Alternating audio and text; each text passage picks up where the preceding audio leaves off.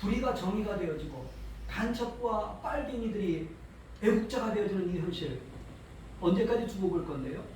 그래서 지난주에도 지방에 가서 얘기해가면서 일어나라. 당신들 입 다물고 있는 사이에 나라 끝난다. 머지않았다. 이제 머지않았다. 이제는 목숨 걸어야 될 시간이 이제 목숨 걸고 싸워야 될 거다. 죽든지 살든지 그 판이 지금 가까이 오고 있다.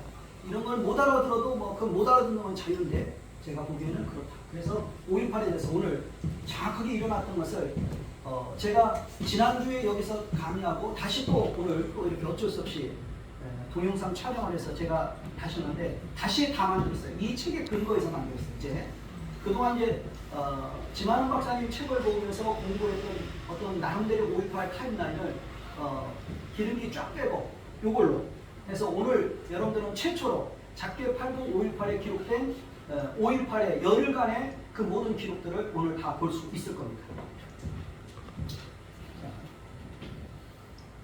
광주에는 어떤 부대들이 있었는가? 두 번째, 광주에는 어떤 부대들이 투입되었는가?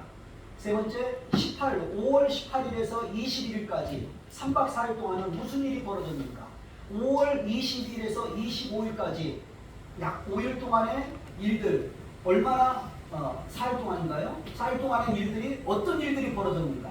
그 다음에 마지막 마무리 26, 27일까지 이틀간에 어떤 일은 또 벌어졌고 광주 5.18이 다 마무리되고 나서 5월 28일 날, 그 다음에 6월 5일에서 11일까지 13명의 조사관들이 조사를 했어요. 이건 실제인데 이걸 김용삼 기자가 발표를 했습니다. 그런데 이건 잘 모르시는데 최근에 나왔습니다. 광주에는 전투교육사령부 윤흥경사령관 31사단 505 보안부대 광주경찰서 2개가 있었어요. 자, 윤흥경 사령관, 정은 사령관, 안병화 도경국장. 그런데 이 윤흥경 사령관하고 안병화 도경국장은 육사 8기예요. 똑같은 사람인데 한 사람은 광주 지역을 책임지는 사령관이었고 한 사람은 광주 시내를 전체 책임지는 도경국장이었어요. 그런데 이 사람이 5월 18일 날 되니까 점심때 사라져서 저녁때가 들어옵니다. 그 사이에 광주는 나이가 나버렸습니다. 자, 그러면 광주에는 어떤 부대들이 투입되었는가? 7공수, 11공수, 3공수가 투입됐어요. 그러면 7공수, 3공수, 11공수가 각각 얼마일까? 제가 대략 인던 자료로 따져보면 장교들 491명에다 병사들 2835명이니까 다 해봤자 3,000명 약간 넘어요. 3,000명 약간 넘는 이 사람들이 총알도 안 준 상황에서 광주 시민들 무기로, 몽둥이로, 쇠파이프로, 돌멩이로 그 다음에 화염병으로 무장대 그리고 무기고를 통해서 가지고 있는 이런 무기들로 무장된 사람들과 빈 총을 가지고 있는 공수부대들이 어떻게 이길 수 있을까? 또 한 가지 계엄령이 떨어졌기 때문에 계엄령이 떨어지면 군인들이 무조건 민간인을 죽일 수 있습니까? 뭐라고 얘기가 떨어졌어요? 절대로 국민들 건드리지 말아가 핵심이에요.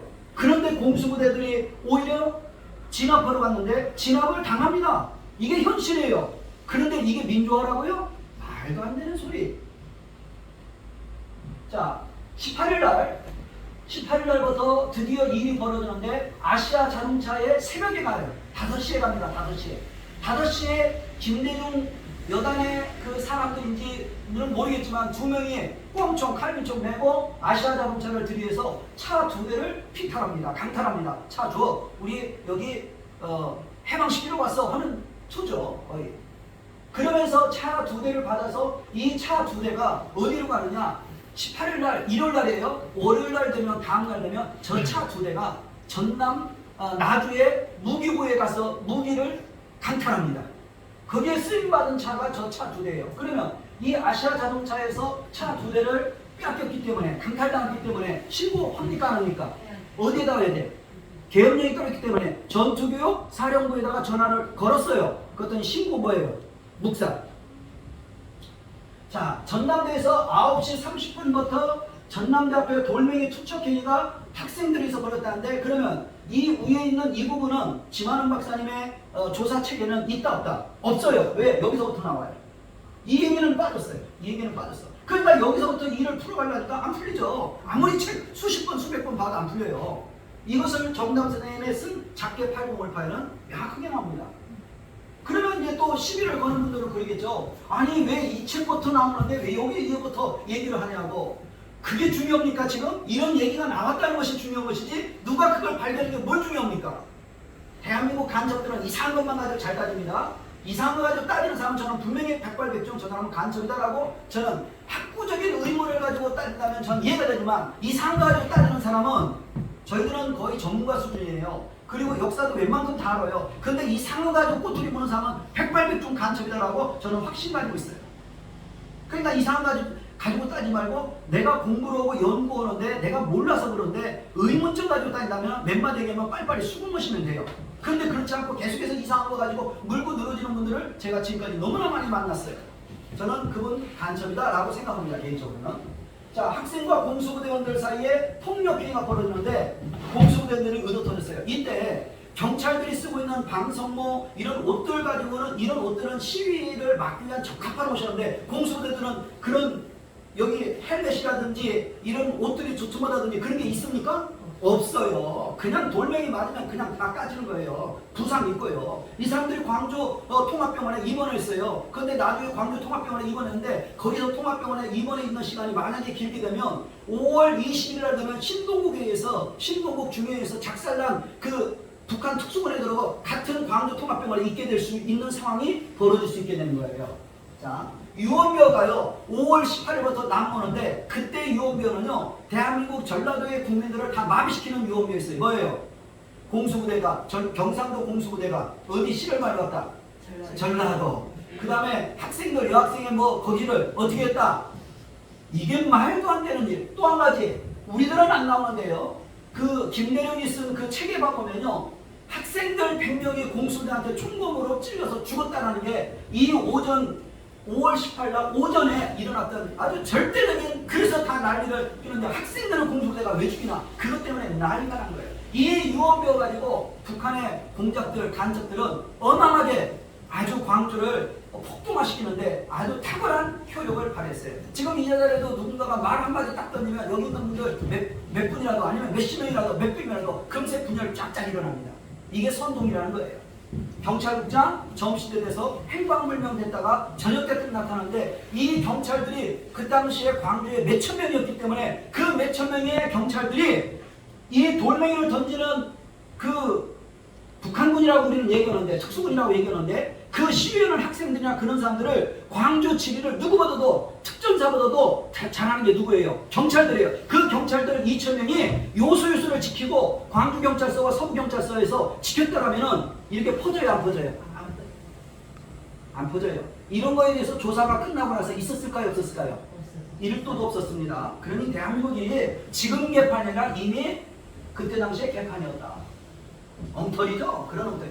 자, 19일날 11 공수가 도착합니다. 나주 무교가 이날 습격되어져요. 이 나주 무교가 습격되니까 보안대에 전화가 들어갈까요, 안 들어갈까요? 보안세가 그때 살아있잖아요. 연락이 들어왔어요. 근데 연락이 안 들어와요. 이 나주 무교가 습격당했는데 그래서 보안사에서 24단 전교사에 방문합니다. 나주 무교가 털렸다는데 왜 니들 보고 안 해? 그래가지고 전투교육사령부의 부사령관 김기서하고 이 보안대에 누구하고 최예섭이라는 이 보안대 준장이 서로가 범총 빼주고 서로가 이 새끼 왜 보고 안 했어 하면서 난리 부르스를 쳤어요. 조사 됐을까요, 안 됐을까요? 그러면 또 조사 안 됐어요. 자, 김동원 기자와 예비군 대장이라고 제가 여기다 특별히 써놨어요. 무기고가 털려서 이 나주의 무기고가 그날부로 광주로 왔더라면 그날부로 광주는 해방되는 거였어요. 그런데 이 나주 무기고 턴 것을 김동원 기자와 예비군 대장이 이 사람들 무기고를 털어서 옮길 때 그걸 막았어, 길목을. 그래서 그날 저녁에 광주에 도착을 못해서 이 사람들 어디로 빠져요? 목포로 빠집니다.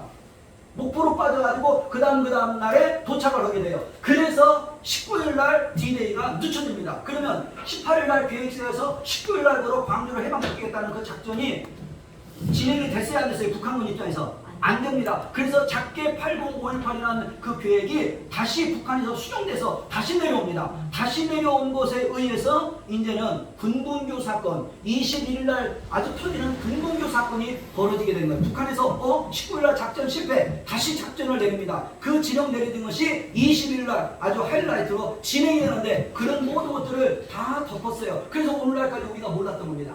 그리고 엉터리 공수부대 진압 명령을 내는데 이 윤흥정하고 31사 정웅하고는 어떤 관계입니까? 아주 아삼육이야. 정말 잘 맞아. 간첩이야. 정말 전라도 잘 맞아. 죽이 잘 맞아. 공수부대는요. 바둑판식으로 10명씩, 3명씩, 5명씩 바둑판식으로 경계를 쓰기 위해서 투입된 부대가 아니에요. 공수부대는 12대가 모였다. 그러면 해산시켜! 그러면 방망이 들어가서 해산을 딱 시켜버리는 게 공수부대 진압 방식이에요. 그런데 윤흥정이 같은 경우 36군데 아니면 19군데, 12군데를 해서 공수부대 여기. 그러니까 이 3,000명도 안 되는 이 공수부대를 곳곳에 하니까 10만 명, 20만 명의 시위대들, 광주 시민들이 볼 때는 어떻게 해요? 초라하는 거예요. 그 애들 가가지고 그 다음에 움직여 못 움직여 주민 팰 수 있어 못 팰 수 있어 못 패죠. 그러니까요. 그냥 얻어 터지는. 그러니까 뭐 낯들고 와서 방망이 들고 와서 이거 찔를까 때릴까 별지랄이 다 버렸다는 얘기가 지만원 박사님 책에도 나오잖아요. 이런 엉터리 진압병. 그래서 결론은 윤흥정이가 정웅이 며칠 있다가 잘립니다. 엉터리 진압했다고 서울 쪽에서 보다 보니까. 그 다음에 경북 트럭이 방화되고 운전자를 폭행해요. 경상도 사람이 전라도에서 보이면 그 당시 어떻게 해요? 죽음이지. 죽음에 가까워요. 당했어요 이렇게. 그런데 여기에 조갑제가 부산에서 올라와서 들어가? 말도 안 되는 소리. 그 조각제가 보수파의 아이콘이잖아요. 무슨 아이콘이야 아이콘.